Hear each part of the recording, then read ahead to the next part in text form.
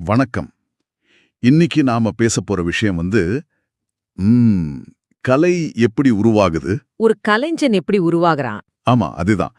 இந்த கேள்விக்கு பல பதில்கள் இருக்கலாம், இல்லையா? ஆனா இன்னைக்கு நம்ம அலசல் கொஞ்சம் வித்தியாசமானது. அப்படியா? ஆமா. உங்ககிட்ட இருந்து எங்களுக்கு கிடைச்ச ஒரு சின்ன கவிதை, உன்னவன் எழுதின கவிஞன், அதுதான் நம்மளோட ஆரம்ப புள்ளி. ஓஹோ, ஒரே ஒரு கவிதைய வச்சா? ஆமா. ஆனா அதோட ஆழத்தை புரிஞ்சுக்க அந்த கவிதையிலே குறிப்பிடப்பட்டிருக்கிற வாலி, வைரமுத்து, அந்த இரண்டு ஜாம்பவான்களோட படைப்புகளையும் நம்ம துணைக்கு எடுத்துக்க போறோம். ஆஹா, இப்போ இது சுவாரஸ்யமா இருக்கு. அதனால இது வெறும் ஒரு கவிதை பத்தின அலசல் இல்ல.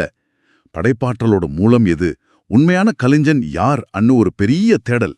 சரி, நம்மளோட மைய கேள்வி, யார் அந்த உண்மையான கவிஞன்? கரெக்ட். சரி, முதல்ல அந்த ஆதாரமான கவிதையை நான் படிச்சிடுறேன், கேளுங்க.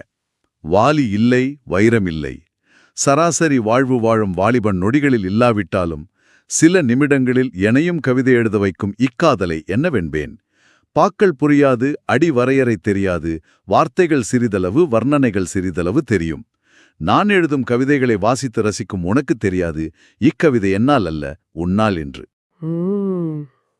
ரொம்ப எளிமையான வரிகள் தான், ஆனா சக்தி வாய்ந்ததா இருக்கு.